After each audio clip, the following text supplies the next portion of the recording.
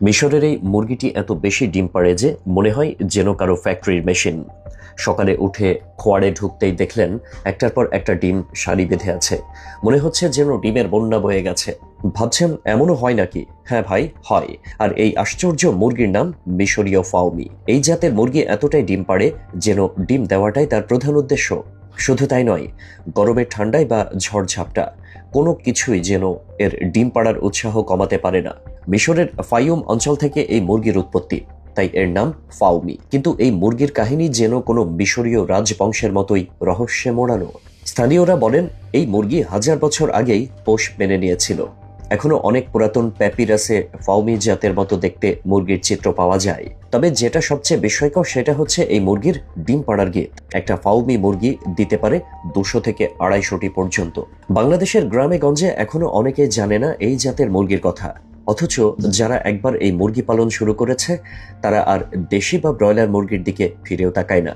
কারণ ফাউমি শুধু ডিমই বেশি দেয় না, তার রোগ প্রতিরোধ ক্ষমতাও এত বেশি যে ঋতু বদল কিংবা খারাপ আবহাওয়াতেও তেমন অসুস্থ হয় না। খাবার খরচ কম, খাঁচায় ভালো থাকে, আর চেহারায় এমন এক আভিজাত্য আছে যেন পুরনো মিশরের রাজকীয় পাখি। এই মুরগিগুলো দেখতে একটু আলাদা।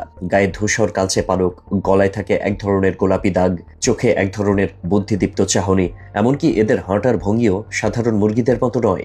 হালকা দাপট নিয়ে হেঁটে বেড়ায়।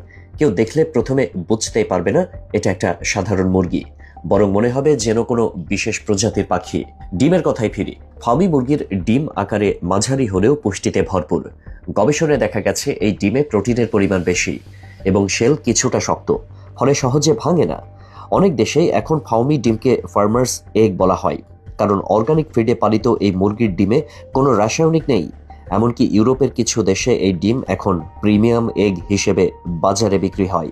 আশ্চর্যের ব্যাপার হলো এই ফাউমি মুরগি শুধু ডিম পাড়ার জন্যই বিখ্যাত নয়, এর মাংস তুলনামূলক সুস্বাদু ও স্বাস্থ্যকর। তবে মূল আকর্ষণ থেকে যায় ডিম। অনেক উদ্যোক্তা এখন বাংলাদেশে ফাউমি খাবার গড়ে তুলছেন, কারণ তারা বুঝতে পারছে এই মুরগির যত্ন একটু বেশি হলেও লাভ অনেক বেশি। অল্প খরচে বেশি ডিম মানেই অধিক মুনাফা। আরও একটা বিষয় অবাক করার মতো, ফাউমি মুরগি খুব বেশি খাবার খায় না, আবার ঘন ঘন খায় না। দিনে 2 বার দিলে চলে। মানে আপনি যদি একটু ব্যস্ত মানুষ হন, তবু এই মুরগি আপনার খামারে দিব্যি মানিয়ে নেবে। এমনকি শহরের ছাদেও অনেকে এখন ছোট খাঁচায় ফাউমি পালন শুরু করেছেন। তবে হ্যাঁ, এই মুরগি খুব সহজে কাউকে আপন করে না, শুরুর দিকে একটু দূরত্ব বজায় রাখে। তবে একবার যদি আপনার কণ্ঠস্বর ও খাবারের সময়সূচি বুঝে ফেলে, তাহলে ধীরে ধীরে সে আপন হয়ে ওঠে, ঠিক যেন একরকম স্নেহময়ী পোষা প্রাণী। এখন কেউ যদি আপনাকে প্রশ্ন করে দেশি মুরগির